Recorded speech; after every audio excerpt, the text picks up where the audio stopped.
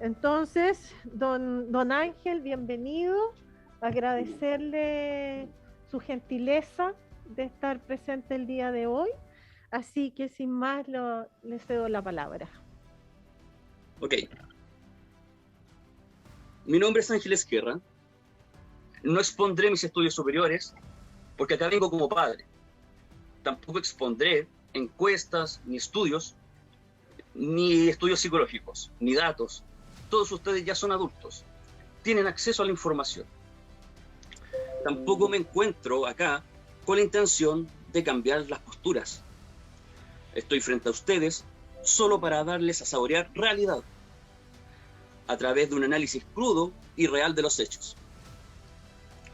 Tras leer el proyecto de ley en cuestión, lo primero que vino a mi mente fue la siguiente frase: tú no piensas como yo, pero tus hijos ya me pertenecen. Esta frase la decía Hitler a sus enemigos para amedrentarlos. Y efectivamente separó a padres de hijos. Soñaban con pasear algún día por aquí con su hija, pero nunca pudieron hacerlo. Poco después de su nacimiento, Vibeke Morrissey y Ken Olsen tuvieron que dar su custodia a la Oficina de Protección de Menores de Noruega. Y los adoctrinó, creando una generación más nazi que los propios nazis. Los niños fueron instrumentalizados como herramientas de odio. Los propios hijos, adoctrinados, eran capaces de denunciar a sus padres y condenarlos a la muerte. Los nazis intentaron formar una familia ideológica que estuviera por encima de la biológica. Muchos padres se dieron cuenta de que habían perdido el control sobre sus hijos, pero ya era demasiado tarde. El coste económico y social que implicó reeducar a estos niños para integrarlos nuevamente a la sociedad fue desorbitante. Por otro lado, los tratados actuales de derechos humanos vigentes y ratificados por Chile tienen una jerarquía supraconstitucional, es decir, están por encima de toda constitución, como por ejemplo la Convención de Derechos del Niño. Señala que los niños y niñas no se consideran propiedad de los padres, son seres humanos y son los titulares de sus propios derechos. Y entre esos derechos expresamente señala el derecho de los niños y niñas a saber quiénes son sus padres y a no ser separados de ellos. Es decir, tienen como objetivo la protección de la niñez como primera prioridad, no los temas adultocéntricos, partidistas, políticos, esquizofrénicos. Revisar la historia es sumamente importante. Violentada, abusada, violada y abandonada. El país de los guachos, donde hace muy pocos años se reconoció a los hijos legítimos versus los fuera del matrimonio. Aquí presente Patricia Marambio, una guacha. Revisar la historia es sumamente importante. Violentada, abusada, violada y abandonada. El país de los guachos, donde hace muy pocos años se reconoció a los hijos legítimos versus los fuera del matrimonio. Aquí presente Patricia Marambio, una guacha. De personas que buscan aumentar su grado de poder y control mediante argumentos delirantes. Patricia Marambio, una guacha. Que son la tónica de los últimos años. Profesionales todos. Saquen ustedes sus propias conclusiones y cuestiónense. Este proyecto de ley, ¿dónde encaja mejor? ¿En un pensamiento nazi o en un pensamiento moderno de acuerdo a los derechos infantiles actuales? Recuerden que estamos en el siglo XXI. Este es nuestro contexto cultural. La modernidad llegó cuando derribamos el último muro que derribaba familias. No debiéramos permitir la creación de nuevos muros que destruyen ni físicos ni metafísicos.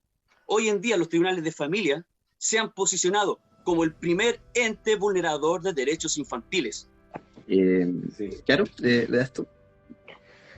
Sí, bueno, queremos darle las gracias a todas las personas que nos están viendo, sobre todo al Tribunal de los Andes, uno de los más corruptos. Nos gusta mucho su función, así que un saludo para los Andes desde la Fundación Crianza Compartida Chile. y generalmente se hacen en contextos de violencia intrafamiliar, en contextos de acusar a uno de los padres, ¿cierto?, que ha abusado, ¿cierto?, ha maltratado al menor, y lo hacen precisamente para obstruir lo que es el régimen de relación directa y regular de padres con los hijos o madres.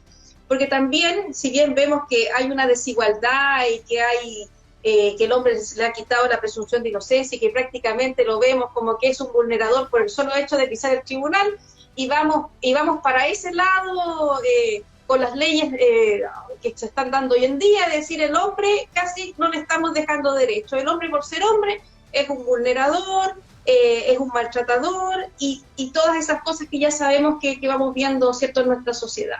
El Estado toma la postura, ¿cierto?, del que sabe más, ¿cierto?, bajo este título del bienestar superior del niño, y muchas veces con ese tipo de acciones lo que está haciendo es violentar, vulnerar el derecho más básico de ese niño, que es vivir una vida libre de violencia y ser escuchado. Denuncias falsas. Las denuncias hoy en día, y considerando las cautelares que tienen, la mayoría se programan con el mero relato de la supuesta denunciante, pero también condicionar que hoy en día los tribunales tienen como cierta tendencia a esta figura de maltrato habitual, como tipificarla casi de forma automática, generando la incompetencia de estas denuncias en el Tribunal de Familia y traspasando directamente los antecedentes al Ministerio Público, lo que en definitiva complejiza la situación, porque ahí claramente hay una vulneración, al derecho de presunción de inocencia y a la bilateralidad de la audiencia también. Es que está muy fácil ensuciar a una persona que pone una violencia intrafamiliar. Y la persona va de buena fe, no me voy a defender. ¿De qué te vas a defender? ¿De qué te vas a defender si todo lo que son los informes y todo lo que sale del Estado va a salir que la mujer es víctima? Eso es violencia institucional, ¿cierto? Entonces también hay una responsabilidad de los profesionales que intervienen en estas causas, que replican las pautas de violencia, ¿cierto? Y que muchas veces eso va en completo desmedro de los derechos del niño, que es nuestro principal foco en este caso. Programas como DAM, PPF, PRM, OPD realizan informes solo en base a la opinión de uno de los padres. En un informe de programa donde los derivan como para hacer terapias familiares y lo revisábamos y miradas de maltratador, o sea, no te puedo creer. Creo que la persona se sentó, la psicóloga lo miró, lo evaluó y le dijo, tienes una mirada de maltratador.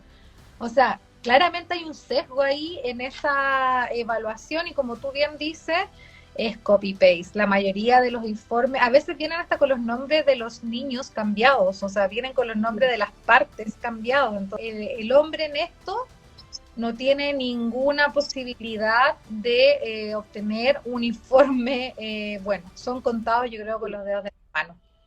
Claro. Yo no he visto ninguno del que salga del Cernamé, no sé el que está ahora, que diga que la mujer no es víctima. Y es puro copy-paste o ponen lo mismo que dijo la mujer. Si la mujer dijo que el hombre la violentaba psicológicamente por años, no hay ni siquiera un informe más allá. Le ponen ella ha sido víctima por años y de todas las violencias posibles, cosas que ni siquiera uno había pensado que existían, y después con eso se queda el juez y de ahí es muy difícil revertirlos. Supuestamente de peritos neutrales, pero que terminan no siendo neutrales.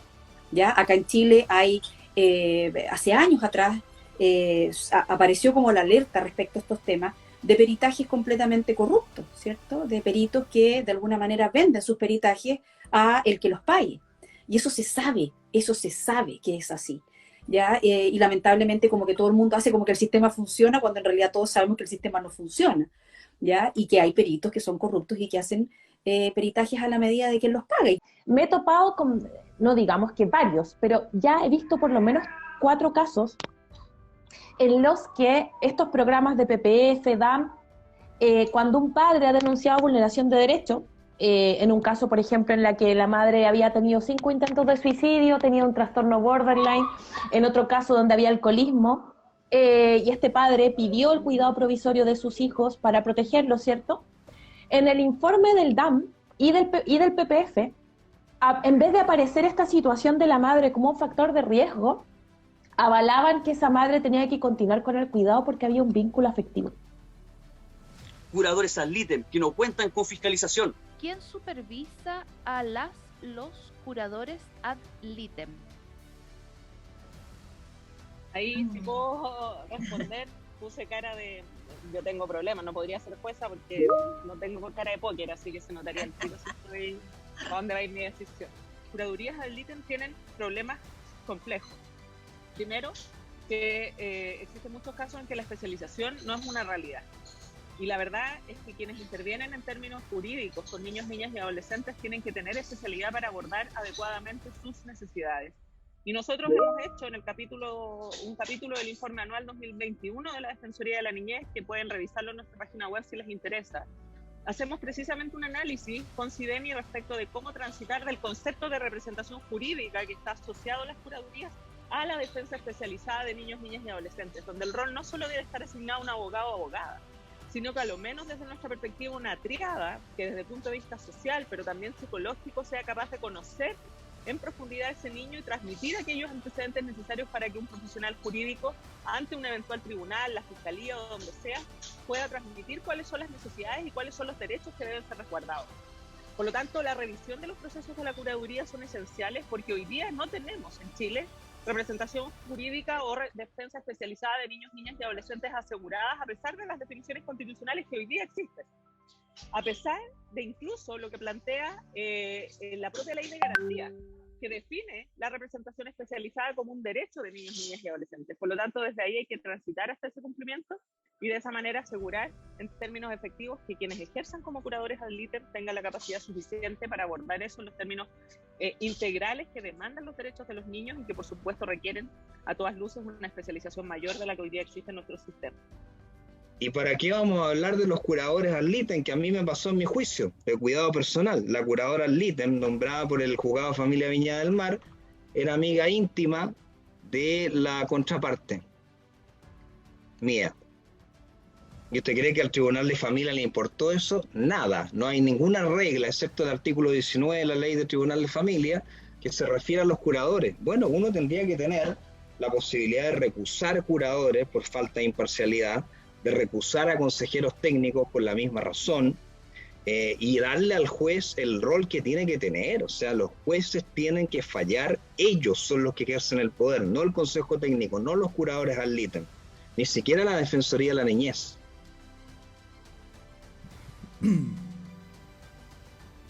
Cuando hablamos de un curador ad litem, damos por sentado de que se trata de un abogado que representa o defienda los intereses de los niños, niñas, adolescentes o incapaces. Pero el ámbito de aquella representación y o defensa se halla difuso entre lo material y lo técnico, ya que la ley no define con precisión el rol determinado de este interviniente, sino que solo nos da 3 referencias aisladas y limitadas al respecto. Tales referencias son las consagradas en el artículo 19 de la Ley de Tribunales de Familia, los artículos 494 y 264 de nuestro Código Civil, que lo único que hacen, las dos últimas disposiciones, es referirse a las curadurías especiales y la de 264 a la negativa de los padres a prestar su consentimiento para el ejercicio de la acción civil del hijo. Como vemos, salvo la primera de las disposiciones,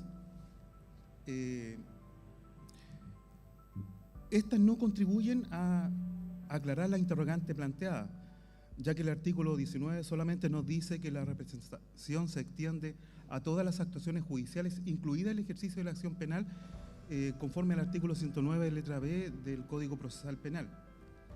Esta falta de reglamentación lleva a que el curador actúe muchas veces como un testigo experto y haga un informe a semejanza de lo que hace el consejero técnico sin efectuar una representación técnica de los intereses del niño como debiera ser un abogado. O sea, aquella defensa que signifique preparar una teoría del caso, refutar prueba, aportar prueba, discutir, objetar, recurrir, etc. Estamos acostumbrados a ver a un curador que observa y no interviene, no conversa, no tiene entrevistas con el menor, no exige, no repone, no cuestiona el actuar del tribunal. Un curador que, en términos prácticos, no aporta nada nuevo al tribunal. Ahora,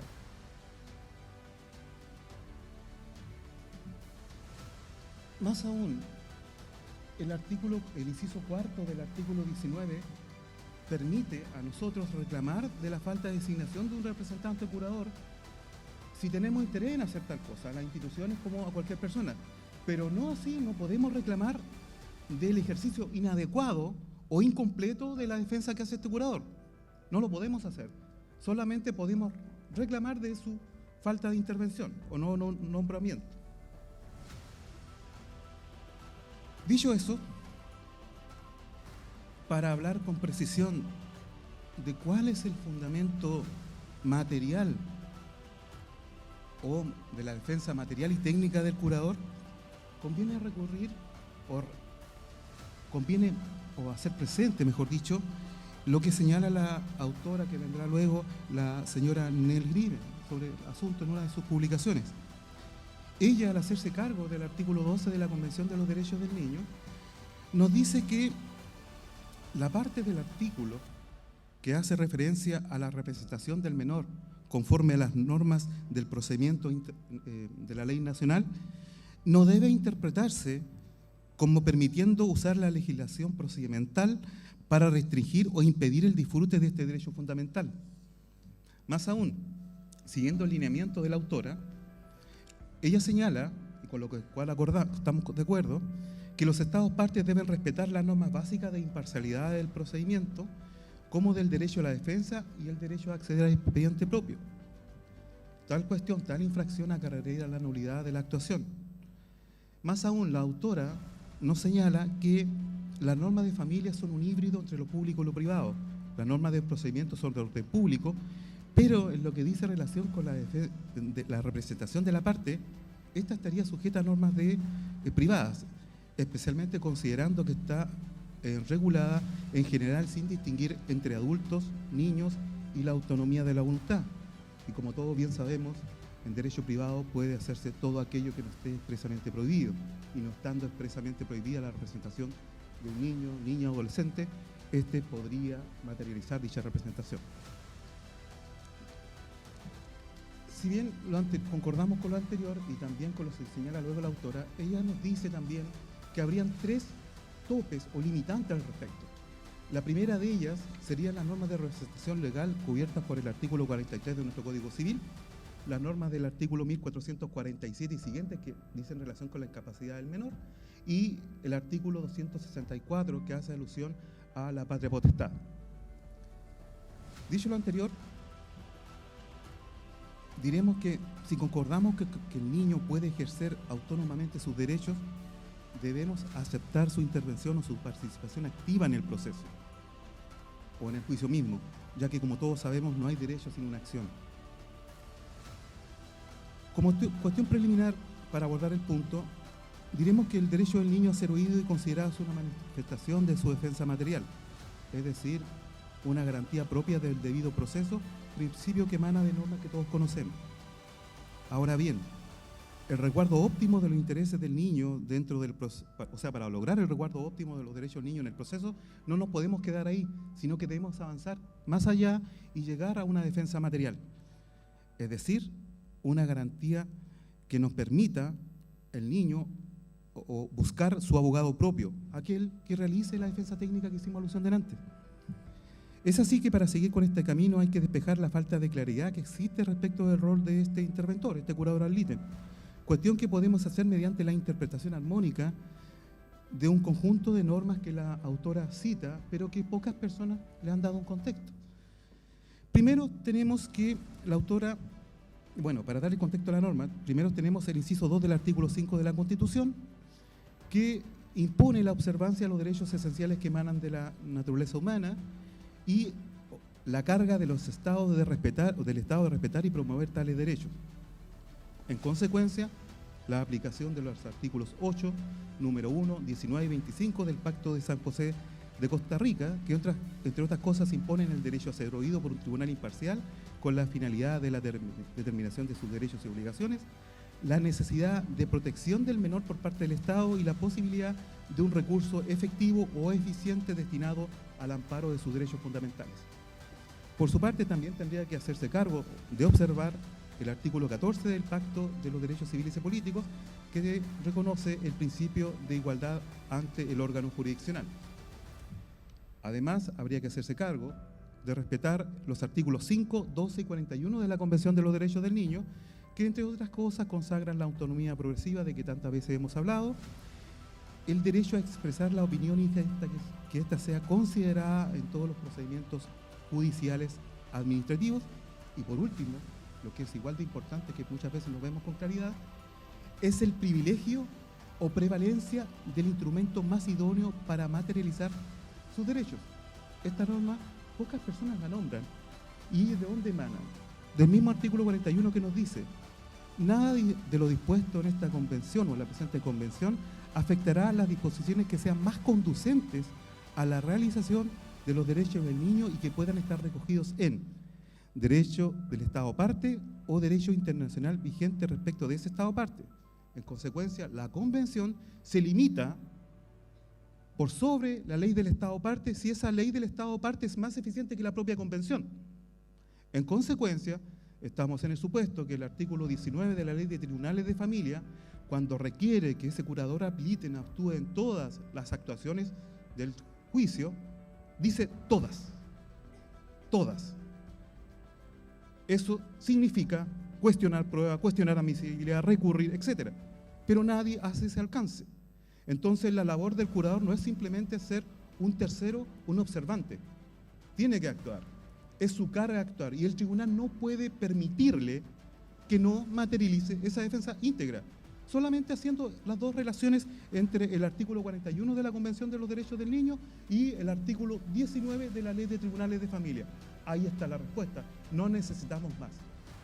El problema es que ¿quién obliga a ese interviniente materialmente a garantizar una debida intervención?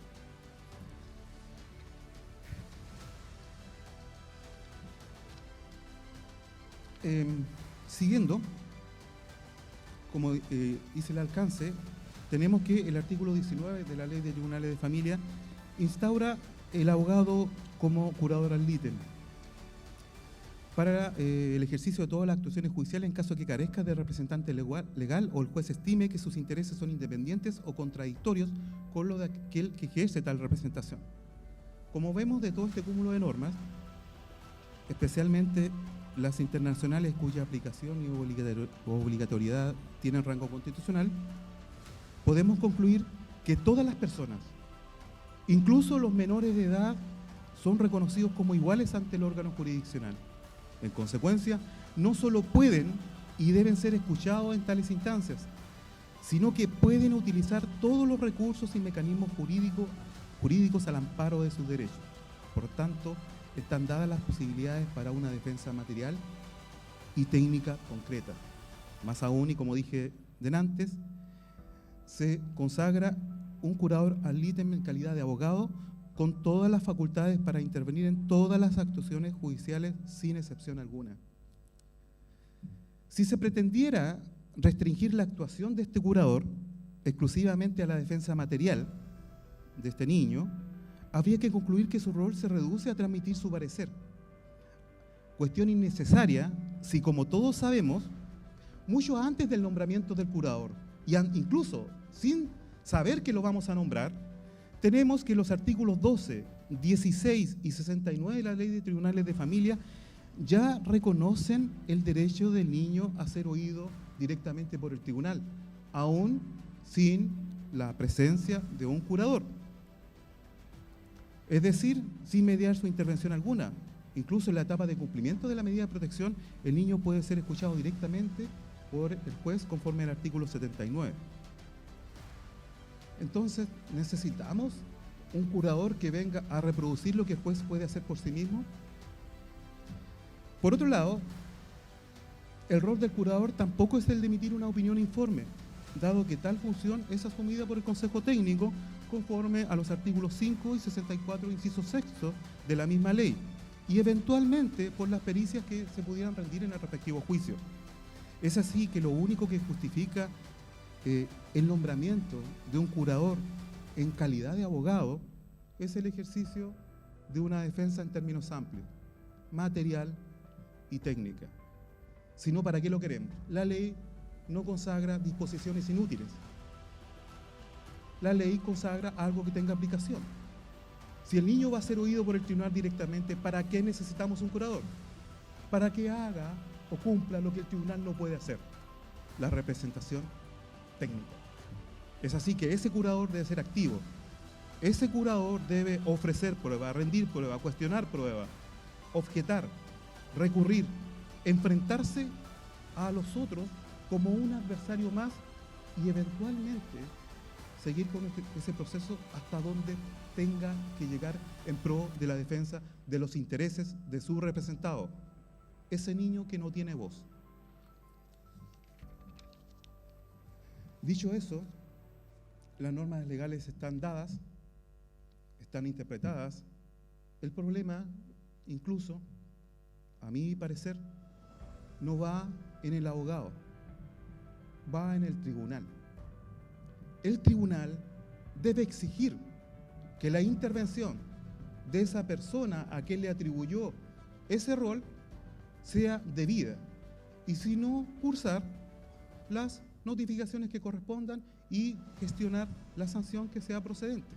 Que los niños supuestamente tienen un representante por el Estado, que son los curadores ad litem, no sé si existe esa figura en México, pero acá básicamente es un abogado que el Estado pone para defender los derechos del niño. El tema es que hay muchos curadores ad litem que no tienen perspectiva de infancia. Algunos sí, otros no. Hay algunos curadores que están tan sobrepasados de trabajo, esa es como la explicación, ¿cierto?, que dan, que ni siquiera entrevistan a los niños que van a defender, no los conocen. No conocen a los niños que defienden. ¿Ya? Entonces ahí hay un sistema que no está funcionando, ¿te fijas? Hay un sistema que no está, de alguna manera, poniendo a los niños al centro. Salas Gesell, que no cuentan con aplicaciones estandarizadas para su implementación. Fíjense en la experiencia comparada a lo que pude encontrar. No hablan insisto, no hablan de la victimización secundaria de la justicia de familia, pero cuentan experiencias bastante singulares. Una que es en Canadá, bien reciente, entre el año 2012 y 2013, nos dice que los niños, y esto es un estudio empírico, se le preguntó a una cantidad de niños qué pasaba cuando eran entrevistados en disputas de cuidado personal respecto a sus padres. Estamos hablando de un estudio científico serio, en una revista indexada, muy seria, empírico, ¿bien? Y ahí se señala que los niños se ven aliviados a hablar con los jueces. Es decir, quieren hablar con los jueces. Y eso me llamó mucho la atención. Yo tenía la ideación de que a los niños no les gustaba hablar con los jueces. Pero ahí se dice que sí. Otro estudio en el Reino Unido del año 2011 dice que los niños perciben, bien, que sus propias perspectivas son valoradas por los jueces y eso también les da un sentimiento de alivio. Y otra señala algo que es natural. Un niño siente ansiedad en hablar con un juez al inicio, que es otra de la justicia de familia de Canadá, pero naturalmente después se siente muy aliviado porque en este estudio empírico, les insisto, los niños manifestaron un alivio en haber hablado con el juez y haber podido contribuir a la solución del asunto. 3 estudios en 2 justicias de familia que podemos decir son bastante avanzadas. ¿Bien? Pero permíteme contarle una experiencia en el Tribunal de Valparaíso. Me tocó entrevistar a un niño, yo estaba en medio de esto y hice lo siguiente, ¿no? Le pedí a la consejera técnica que antes de la entrevista hablara con el niño muy empáticamente. Yo me puse en el lugar natural que tenemos todos nosotros en el pedestal de las salas de audiencias ordinarias, de una forma muy solemne. Y la consejera le pregunta al niño, ¿con quién prefieres hablar? ¿Conmigo o con el juez? ¿Qué creen ustedes que dijo el niño? Con el juez. Entonces me llamó mucho más la atención, porque ese mito que yo tenía de que nosotros hacemos todo muy mal en ese sentido, y que es cierto que lo hacemos, ya les voy a preguntar cómo se soluciona este asunto, ¿no? Eso sí está bien, creo que somos todos torpes y no tenemos las habilidades para hacerlo, pero bueno, eso tiene otro remedio. Pero esa experiencia me llevó aún más a pensar de que realmente, ¿no es cierto?, no era el gran problema la impericia de los jueces para la implementación de la sala. Otra de las observaciones que pude observar en este estudio cualitativo están relacionadas con la inmediación. Fíjense, algunos jueces dijeron, para irme apurando. El segundo dijo, sí, no lo entrevisto directamente porque eso me dijeron en la capacitación. Entiendo que se pierde la inmediación con entrevistar no entrevistar al niño directamente, sino que verlo a través de la sala de entrevista. Muy bien. Entonces, hay dudas respecto a la inmediación de todos los que estamos acá en el uso de las salas GESEL. Pero ojo, porque esas dudas que nosotros tenemos no solamente son nuestras. Si nosotros vemos el acta que ya les señalé sobre el uso de las salas, hay 3 ministros de la Corte Suprema que se oponían a que fuera una persona distinta al juez que entrevistara a los niños. Fíjense, perdón. No, déjalo ahí. Estos 3 ministros, si usted ve el acta, y está al final del acta, son muy categóricos en afirmar que a ellos no les parece que sea un consejero técnico el que entrevista a los niños, sino tiene que ser el juez. Muy bien. Ahora, tenemos que tener presente lo siguiente, la inmediación, aun cuando hay muchas opiniones doctrinarias sobre esto, en resumen, señala que nosotros tenemos que tomar contacto directo con los elementos del proceso, no solo las pruebas, porque es discutible si la opinión del niño es prueba o no, pero bueno, eso es otro tema, para efectos de tomar una mejor resolución del asunto. Bien, nosotros tenemos que tomar contacto directo. Pero muchos pueden decirme, y así se reveló en este estudio, bueno, pero igual veo al niño desde la sala de observación a la sala de entrevista. Pero fíjense que eso rompe uno de los aspectos que pude indagar respecto a la inmediación de un niño, que ya vieron, que es la empatía, que es lo que señalo ahí. ¿Bien? Pero la empatía no porque a mí se me ocurra, sino porque la observación general 12 lo dice. Fíjense, la 12 dice que el niño tiene que ser escuchado, el contexto en el que el niño ejerza su derecho a ser escuchado tiene que ser propicio a inspirar confianza. Y el que lo entreviste tiene que estar dispuesto a escuchar y tomar en consideración seriamente. Creo que esos son los verbos que conjugan la empatía. No confundir con el rapport. Ahí yo entiendo que hay una relación de género-especie. El rapport es un arma que usan los psicólogos para las entrevistas, que es muy útil y que ellos aprenden, por cierto, en la cátedra correspondiente que tienen en la universidad. La empatía es la habilidad que nosotros podemos desarrollar, ¿bien? Y que es mucho más general. Pues bien, otro de los problemas que tuvimos acá, para ir más rápido, ¿bien? Es contrariedades que detecté en el manejo de las salas, porque hay cuestionamiento de la doctrina y creo que este cuestionamiento es razonable. Me explico. Hay un artículo muy bueno que señala que los abogados no entran a la sala de observación, los abogados de las partes. Bueno, todos decimos, sí, claro, porque si no vamos a atentar contra la confidencialidad y por ende la intimidad del niño, ¿cierto? Que es el rasgo fundamental de la confidencialidad. Pero fíjense qué ocurre acá. Ellos dicen, bueno, si nosotros no entramos a esa entrevista, es decir, los abogados de las partes, entonces todos los matices que nosotros pudiésemos hacer notar al juez y dirigir de acuerdo a nuestras propias teorías del caso, esa entrevista se pierden. Cosa que no ocurre en la justicia penal porque recuerden que hay entrevista fiscal y defensor y juez. Acá las partes no. Pero lo peor dicen es que si lo que los niños dicen permanece en secreto, ¿dónde quedó mi derecho a recurrir? Me explico. Nosotros vamos a tomar la decisión jurisdiccional en base a lo que el niño dijo y así lo vamos a decir en la sentencia. Es el fundamento principal de nuestra sentencia. ¿Cómo voy a recurrir si no tengo los argumentos para yo a su vez dar los contraargumentos necesarios para que las cortes las tengan en cuenta? Bien, estamos hablando de cuestionamiento general. La otra es la insuficiencia en la capacitación de sus operadores y bueno, algunos dicen que fue hace mucho tiempo, que se encontró liviana, que fue por pocos días, etcétera, etcétera. Versus lo que dice la observación general 12. Dice, no es posible escuchar eficazmente a un niño si no se cuenta con la debida capacitación del personal a cargo. Nosotros no podemos entrevistar a los niños si no estamos efectivamente capacitados para hacerlo. Y lo que algunos colegas, este es un estudio cualitativo, no es un quantum estadístico. Bien, hay inferencias de aquello que nosotros podemos pensar que está pasando. Bien, dicen que... Bien, entonces, por lo tanto, en base a todos estos cuestionamientos, nosotros tenemos que preguntarnos, ¿se está usando efectivamente la sala GESEL hoy en la justicia de familia? Algunas opiniones. No, porque me parece que no es adecuado, porque es para efectos terapéuticos y no estoy obligada a entrar. No hay inmediación con el juez. Poco, porque la usamos en las causas complejas. En ciertos casos, cuando se trata de un caso que genera seguimiento, en otros la mayoría la uso en las salas ordinarias de audiencia. La usamos en pocas ocasiones, la mayoría de las veces hacemos entrevistas en las salas ordinarias de audiencia. Todo esto a mí me lleva a una pregunta. ¿Por qué han de usarse las salas Gesell? Si tenemos tantos cuestionamientos, digamos, ¿no? O si hay, de acuerdo a lo que les he podido señalar, todas estas cosas que al fin y al cabo llevan a muchos no usarla. Les insisto, yo no sé si la mayoría de los jueces la está usando o no, pero presumo que muchos de nosotros no lo estamos haciendo. ¿Bien? Consejeros técnicos que leen informes de manera parcial.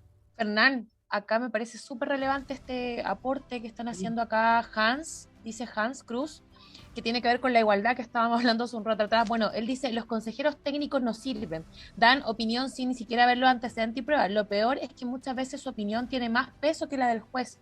Y bueno, en los Andes está diciendo, como señaló, dice anteriormente, que hay consejeros técnicos como Pablo Ávila, Jaime Robles, Catalina Ojeda, que son amigos personales de la abogada Paola Luraxi. Así que cero posibilidades de igualdad. Es más, hoy habló una chica en el grupo de ellos que dice que esta abogada volvió a hacer de la suya en el Tribunal de Familia de San Felipe y nuevamente volvemos a lo mismo.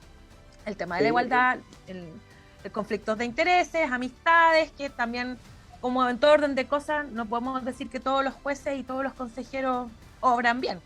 Existe la corrupción siempre, ¿no? Yo les puedo contar cómo opera en la práctica. Si yo fui 5 años juez de familia. ¿Usted cree que antes de que ustedes entren a la sala de audiencia, el consejero técnico y el juez no se han puesto de acuerdo? Evidentemente que ya se han puesto de acuerdo y aseguro que a más de alguno le ha tocado esperar por estos famosos bloques de audiencia que dan, ¿cierto? No solo 30, sino que 45 minutos, 1 hora, 1 hora y media, 2 horas a que lo llamen a la audiencia respectiva para darles 10 minutos al final. Cuestiones prácticas que ocurren. Pero ¿ustedes creen que el consejo técnico y el juez o la jueza no han conversado qué es lo que van a resolver? O sea, evidentemente que sí. Yo creo que el consejo técnico, voy a aprovechar la oportunidad, es uno de los órganos que debe ser reformado sustantivamente en una modificación de la ley 19.968. Creo que el consejo técnico es un órgano que tiene demasiado poder, demasiada influencia sobre los jueces y juezas y limita mucho la autonomía de un juez. ¿Ya? Es muy difícil para un tribunal fallar contra la recomendación del consejo técnico. Por eso es que en la práctica, antes de que ustedes entren a la sala, se han puesto de acuerdo para fallar de una manera determinada, lo cual tiene sus pros y sus contras, ¿no? Pero es cierto lo que dicen de que a veces los consejos técnicos ni siquiera leen la totalidad de los antecedentes.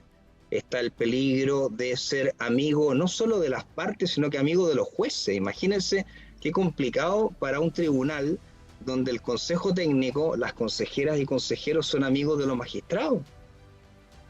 O sea, ¿qué posibilidad de que haya una visión discrepante en un caso particular hay si un juez es amigo o amiga de la consejera o del consejero de turno? Ninguna posibilidad. ¿Ya? Entonces también existe mucho desconocimiento. Ahora, lo que sí me gustaría insistir es que muchas veces estos peritos no aplican, ¿cierto?, una metodología consistente para poder hacer una evaluación. Y me ha tocado ver casos, por ejemplo, en que a partir de una entrevista clínica, hacen informes de 30 páginas, ¿cierto?, con todo tipo de diagnósticos que son imposibles de llegar a esas conclusiones con una entrevista. Entonces ahí tú ves que hay, de alguna manera, un hacer informes a la medida de quien los paga, ¿ya? Hago como que te entrevisto, ¿cierto?, 1 hora, y de ahí saco todo tipo de conclusiones que en ningún caso un profesional serio podría llegar a ese tipo de conclusiones con esa metodología. Desvinculaciones sin fundamento alguno, permanentes en el tiempo. Y claramente esta denuncia hay un móvil, porque lo tenemos, el móvil, entonces se produce esta como especie de generación de denuncias con el objeto de obstruir claramente, como decía Francisca, el régimen de relación directa y regular, o en definitiva buscar una condena traspasándolo al Ministerio Público y afectando la parte laboral, un montón de otras situaciones que de alguna forma se logran afectar, porque aquí la denuncia es contra el hombre, o bueno, como dice Francisca, contra la mujer. A mí en lo personal nunca me ha tocado ver al revés, pero sí, claramente aquí los más afectados en general de todo esto también son los niños. O sea, yo nunca he entendido cómo no poder lograr medir las consecuencias de, claro, quiero generar una venganza respecto de esta X persona, pero estoy afectando una familia por completo, abuelos, niños, tíos, porque se involucra mucha gente en esto, y no son procedimientos que se resuelvan en 1 o 2 meses, sino que son procedimientos de años, como dice Francisca, porque vamos con informe, vamos con después la medida proteccional. Entonces al final es una madeja de lana que va creciendo, que no tiene un fin. Manipulaciones en el relato de los niños. Es importante validar a los niños, es importante escuchar a los niños, ¿cierto? Si el niño tiene miedo, validar ese miedo, porque ese miedo es una respuesta natural frente a un hecho violento, ¿cierto? No puedes buscar como borrar, ¿cierto? O peor, hacer gaslighting con ese niño, haciéndole dudar de sus propias percepciones, y eso es lo que hace de manera sistemática la justicia. Jueces inmorales. Los documentos que avalan la denuncia en contra de la jueza Verónica Marsal por la desaparición de pruebas de tortura a una niña en un centro colaborador del Sename. Esta es una historia que además se remonta ya ahí por el año 2007-2008, pero cuéntenos un todo, ustedes contextualícenos en qué fue lo que pasó en esta situación y por qué ustedes deciden entonces tomar esta investigación. Entonces, entendiendo eso, nuestra editorial también apunta a que ella no se puede desentender, ¿no es cierto?, de la labor, porque además muchos documentos certifican que ella una guacha está a la cabeza de las diligencias que se establecen desde que el papá pierde el cuidado, y tampoco se puede responsabilizar a las consejeras técnicas que están bajo su mandato, digamos, ¿no? Y desde ahí en adelante todo eso está perfectamente documentado en los 2 reportajes. Y eso es súper heavy respecto de lo que te digo de esta ecuación, sí. Digamos, porque hay que recordar que esta familia se presentan sin abogado, digamos, se presentan sin abogado digamos, a los tribunales de familia, se presentan, hay una asimetría de poder que yo creo que no se está viendo en todo este reportaje, digamos, en un momento en que ella lanza primero, ¿no es cierto?, desacredita el trabajo, digamos, de nuestro, del diario, digamos. Sí. En ningún momento, por ejemplo, hace énfasis en la preocupación que tiene en qué es lo que pasó con esa niña, digamos, ¿no? Ella hace una defensa como muy personal y la Asociación de Magistradas y Magistrados, ¿no es cierto?, hace una defensa corporativa, digamos. Una guacha. ¿No? Pero en ningún caso hay una preocupación. Entonces ahí tú ves que estas historias, digamos, se repiten. Y que por eso también la editorial de nosotros apunta un poco eso, ¿no? Al sistema disciplinario del Poder Judicial, porque es muy difícil, por ejemplo, de que un juez, digamos, que haga mal su trabajo, reciba un castigo por ello, digamos, ¿no? Falta de sistema. Entonces eso no se está entendiendo, se está degenerando y pervirtiendo de una manera cada vez más acentuada en el sistema de justicia de familia. Lo digo porque estuve 5 años en el sistema y fui víctima del sistema como parte. ¿Aló? Soy Cristian Alarcón, juez de familia de Copiapó. Y al escuchar a Matías no quiero señalar, me ha autorizado la organización, entiendo que no es no es debatir, pero quiero no irme sin dejar planteado lo siguiente. Espero que haya un 4º congreso de familia, de jueces de familia. Y a propósito de las respuestas del Estado, escuchaba a Matías, y en mi realidad en Angol y en Atacama, he visto que un niño se ha demorado 9 meses en ingresar desde que se decretó una resolución a un programa ambulatorio. 9 meses en la vida de un niño es muchísimo, muchísimo tiempo. En Atacama no hay psiquiatra infantil, es una capital regional. Tiene que ir alguien a una evaluación y viajar 400 o 500 kilómetros.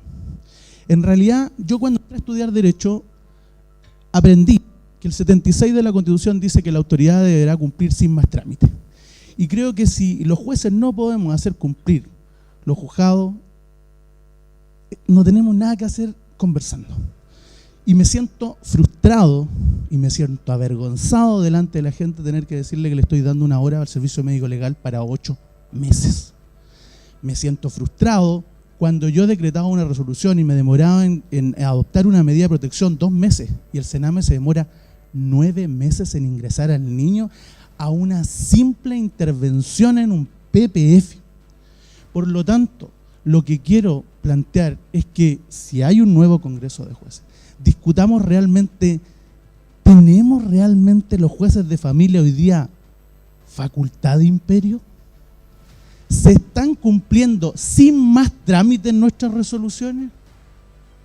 Y extraño un pronunciamiento de la cúspide del Poder Judicial denunciando que hoy día no se cumple. Y ni siquiera he ido a instrumentos internacionales, porque la Convención deja cerrado el tema que argumentemos que no hay presupuesto.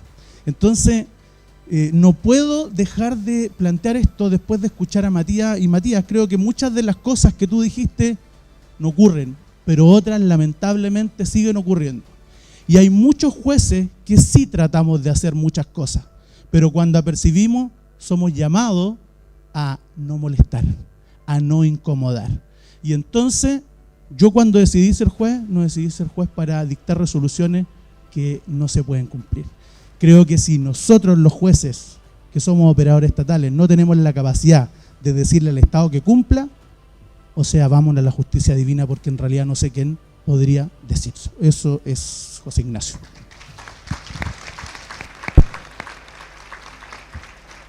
Esos son los problemas centrales que aquí deberíamos estar abordando. Totalmente. Yo hago el mea culpa por mi gremio, lamentablemente falta mucho conocimiento en esto y he visto lamentablemente centros que son instrumentalizados para seguir ejerciendo violencia sobre las víctimas. Y eso es algo completamente inaceptable desde el punto de vista ético y humano. No esta barbaridad de proyecto que solo busca ser la guinda de la torta a las vulneraciones de los derechos infantiles, estableciendo la desvinculación absoluta de los hijos de sus padres de manera legal. La Corte Interamericana de Derechos Humanos ha dicho que si el caso suyo lo perdió en la Corte Suprema 3-2, como fue el mío, con el voto decisivo del abogado integrante, ese solo hecho de usted perder con el voto decisivo del abogado integrante es vulneratorio de la Convención Americana de Derechos Humanos, independientemente del fondo y de los argumentos del recurso. ¿Por qué? Porque la figura de los abogados integrantes es una figura deleznable que está en la mira de la Comisión Interamericana y de la Corte Interamericana hace mucho tiempo, y este va a ser un caso, una oportunidad para la Corte para meterse en el tema de los abogados integrantes y sus conflictos de interés. Hemos visto entonces una palabra o un término que atraviesa toda la justicia de familia: conflictos de interés. Conflictos de interés de los jueces, conflictos de interés de los consejeros técnicos, conflictos de interés de los curadores ad litem, conflictos de psicólogos, trabajadores sociales, de los psicólogos, de los programas ambulatorios, etcétera, etcétera, etcétera, etcétera. Entonces, no podemos seguir con este sistema de justicia de familia que funciona pésimo. Lo digo responsablemente, me hago cargo de mis palabras, funciona muy mal en Chile. Y no creo que la realidad de la región sea diferente. Debe ser similar. A mí me gustaría mucho escuchar si hay alguien de otros países que pudiera pronunciarse. Pero al menos en Chile, a mi juicio, 17 años de la entrada en vigencia de la ley 19968, que es la ley de tribunales de familia, tenemos que hacer una revisión profunda, y es deber de cada uno de nosotros instalar el tema, visibilizarlo, ponerlo en el interés de las autoridades que correspondan y decirle: oye, discutamos esto, no solo discutamos el cuidado compartido, discutamos el tema de los curadores, discutamos el tema de los consejeros técnicos, discutamos el tema de la ley. No se puede recurrir en esta ley. O sea, un juez de familia le puede excluir prueba a usted en la audiencia preparatoria y no hay manera de recurrir a la Corte de Apelaciones, es inapelable la resolución. O sea, en la ley de tribunales de familia hay solo 3 resoluciones que son apelables, que son la sentencia definitiva, la que pone término al juicio o hace imposible su continuación, y las que se pronuncian sobre medidas cautelares. El resto, nada, ni una posibilidad de recurrir. O sea, el juez de familia es una especie de reyesuelo que está asesorado por esta cohorte, ¿cierto?, de funcionarios que no siempre son todo lo probo que uno quisiera. Y al final, ¿qué tenemos? A los perjudicados, que son no tanto uno, sino que los niños, niñas y adolescentes.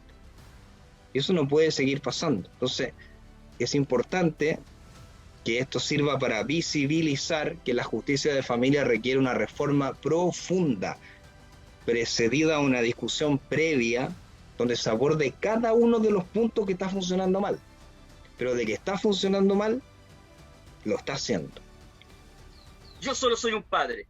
No me identifico, ni pertenezco, ni quiero pertenecer a ninguna fundación ni a nada.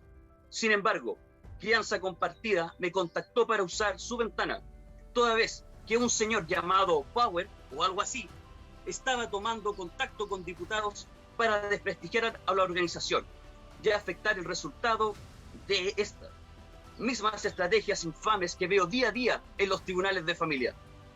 Primero, no quiero que me vuelvan a invitar a un debate de esta naturaleza. Un proyecto tan vulnerador e inconstitucional como este no debería estar haciéndonos perder el tiempo. No son capaces de proyectar el gran daño que están haciendo estas conductas a la sociedad y al ente legislador y a los niños de Chile. Las normativas en materia de infancia no deberían estar enfocadas en castigar, separar o desarraigar a niños de sus familias. El Estado tiene la obligación de crear leyes fundamentadas en el amor. En 2018, así como nació la Defensoría de la Niñez, nació la Subsecretaría de la Niñez, que muchas veces parece que se nos olvida, ¿no? Bueno, hay mucha responsabilidad de quienes lideraron esa institución en un inicio, ¿no? Porque de hecho debiera estar mucho más presente que la propia Defensoría de la Niñez, que tiene una finalidad distinta y que ojalá apareciera lo menos posible, porque mientras menos aparezcamos significa que los derechos de los niños están siendo protegidos. Pero esta Subsecretaría de la Niñez tiene la responsabilidad y la obligación constitucional y legal de brindar la rectoría del sistema. Es esa institución la responsable de asegurar la intersectorialidad, por ejemplo. Porque yo veo que seguimos sobre los 100 participantes en esta actividad, agradezco mucho eso, y hay muchos de programas, de DAM, del COSAM, que ustedes están día a día en la trinchera, ¿no es cierto?, trabajando con los niños y viendo su situación.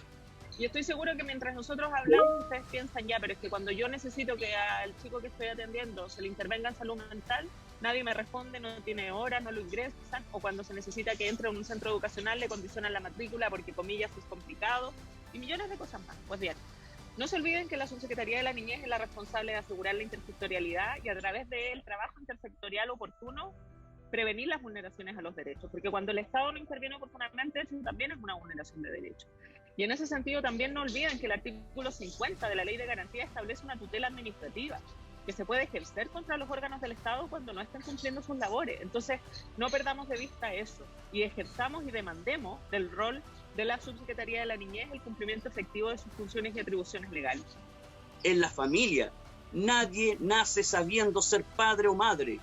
Un padre o una madre que no quiere vincularse con su hijo no necesita sanciones penales. Su mayor castigo simplemente será haberse perdido la oportunidad de criar y ver crecer a sus hijos o hija. Sin embargo, estoy indignado porque no podemos tener legisladores que propicien proyectos de ley vulneradores de niños. De lo aberrante que puede ser la justicia de familia, a más de alguno le habrá tocado una audiencia de juicio, por alimentos, por visitas, por cuidado personal, por juicio proteccional, por lo que sea. ¿Cuántas audiencias le tocaron? Pregunto. 2, 4, 6, 8. ¿Cuánto duró el juicio? 6 meses, 1 año, 1 año y medio, 2 años. O sea, es impresentable que un juicio de familia se prolongue en 6, 8, 10 audiencias en 6 meses, 8 meses, 1 año, 2 años. ¿Pero de qué estamos hablando, por favor? Y eso solamente en la primera instancia. ¿Qué pasa si el juez se muere entre medio? ¿O tiene una licencia médica grave? Se anula el juicio completamente por el principio de inmediación. Y hay que hacer todo de nuevo. O sea, y todo esto pasa porque la Corte Suprema en su momento dictó un auto acordado, en virtud del cual estableció plazos para realizar las audiencias, según si eran audiencias preparatorias, audiencias de juicio, de 15 minutos, de 30 minutos, en la agenda del tribunal. Que en la práctica no se respeta. O sea, el mismo sistema te da 30 minutos para hacer un juicio que muchas veces es extremadamente complejo. ¿De qué estamos hablando, por favor?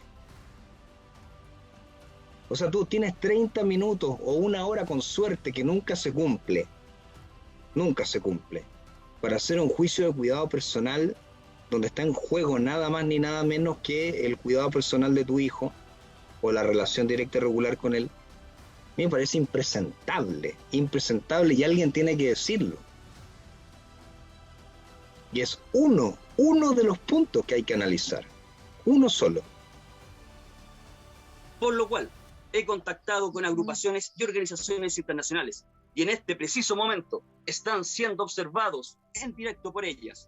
Estas son, desde Perú, Tenencia Compartida; desde Argentina, Infancia Sin Maltrato, No Más Hijos Rehenes, Observatorio de Falsas Denuncias, abogada Patricia Aspartegui; Infancia Compartida, Adrián Alfaro, fundador de Infancia Compartida; en Uruguay, Psicopatía en Uruguay, formada por Dr. Hugo Marietán; en México, EPSIAME, formado por la psicóloga clínica forense Yasmín Montpellier, Lazos Protectores de la Familia.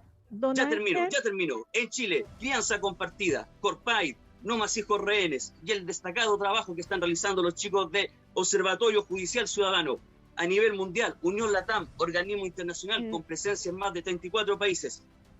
Además, personalmente, expondré ante el Pleno de la Corte de Apelaciones de Santiago las graves vulneraciones infantiles que se buscan implementar en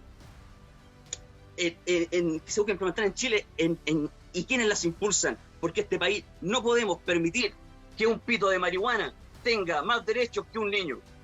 Es la manera en que allanaron a mi hija, por ejemplo. Claro. Llegaron sin orden y entraron exactamente igual, no importando que hubiera niños pequeños en el domicilio. Entonces, esto que hoy día le pasa a nuestro querido Dago nos tiene que abrir los ojos de que esta realidad es insostenible. No puede ser, menos aún en el nuevo ciclo político que estamos empezando, que todavía una inmensa comunidad de más de 4 millones de personas en Chile, que son los usuarios de cannabis, viva atemorizada, bajo amenaza de que en cualquier momento basta con que alguien que te tiene mala, o sea, basta con eso, te denuncia anónimamente y se dejan caer en tu domicilio. Esto no puede seguir ocurriendo en nuestro país porque atenta gravemente contra nuestros derechos fundamentales. En este caso, además se está afectando su libertad de conciencia, su libertad espiritual y de religión. Recordemos que él pertenece a la comunidad Rastafari, que incorpora el uso del cannabis como un sacramento incluso, es una planta sagrada. Entonces, esto es muy vulneratorio de todo punto de vista, dramática la situación, y en este caso es más tremendo, porque fíjense que Dago quedó en prisión preventiva. No siempre pasa esto. Tenemos que decir que en los últimos años ha pasado con mucha frecuencia personas totalmente inocentes que pasan un mes en una cárcel de alta seguridad, inaceptable, con las graves consecuencias psicológicas, emocionales y físicas que eso tiene para personas que obviamente son ciudadanas y ciudadanos que no han cometido ningún delito. Entonces, realmente esta situación es gravísima y fíjense que lo más increíble es que al parecer nos encontramos con una muralla de insensibilidad en las autoridades de diferentes colores políticos, incluso en ciertos sectores de la ciudadanía, porque ¿cuántos años llevamos luchando? ¿Cuántos años llevamos con la consigna no más presos por plantar? ¿Cuánto tiempo? ¿Qué más tenemos que hacer? ¿Qué más? De verdad, juntamos 44.000 y tantas firmas en la convención. Y ni siquiera eso basta para sensibilizar y darse cuenta que esto tiene que cambiar. La buena noticia, porque hay que ver cuáles son los lados positivos, que hoy día, en este cambio de ciclo, estamos a 10 días. ¿Han logrado entender cuál es el criterio real que está ocupando? ¿Qué buscan? ¿Qué pretenden con esta detención en particular? ¿Y por qué escogen ciertas personas y no otras? ¿Han logrado entender qué está pasando en la mente de esa gente? Aquí hay algo ideológico de fondo. Lo que buscan es dar la señal de que cultivar cannabis en Chile está prohibido para las ciudadanas y ciudadanos, aunque la ley diga otra cosa. Entonces es muy mañoso se pretende forzar una realidad con la práctica, ¿no? Aunque la propia ley diga otra cosa. Y esto tiene que ver con una mirada, y tiene que ver con, de alguna manera, ustedes lo saben, ¿cierto? Que a pesar de que la ciudadanía, las bases tengan una concepción ya amplia, tengan conocimiento, basta con que una pequeña élite tomadora de decisiones, en este caso, ¿cierto? También podría ser el Ministerio Público que toma decisiones, piense distinto y se adscriba a esta mirada más patriarcal, conservadora, ¿cierto? De la guerra a las drogas, de satanización y estigmatización, mientras esa mirada ideológica sea la que siga primando en estos roles tan importantes, es difícil ver estos cambios. No obedece, esto es una pugna entre paradigmas, realmente lo creo así. Y existen entonces este conservadurismo, esta ceguera, todavía seguir apostando a la guerra a las drogas cuando, por favor, 80 años de guerra a las drogas, un fracaso absoluto. ¿Qué lógica tiene seguir apostando por políticas públicas que fracasan una y otra vez y le seguimos inyectando recursos? ¿Ya? No tengan miedo, o sea, yo tengo mucho que perder y poco que ganar, entre comillas. Yo denuncié en el fondo a la Corte Suprema ante la Corte Interamericana de Derechos Humanos, siendo funcionario del Poder Judicial. O sea, probablemente mi carrera llegue hasta aquí, hasta donde estoy actualmente, y no pueda avanzar más. A mí no me importa. Hay una frase de Edmund Burke que me gusta mucho. Para que triunfe el mal, solo basta con que los hombres y mujeres buenos no hagan nada. Bueno, hagamos algo. Familia y vivan los niños. Gracias.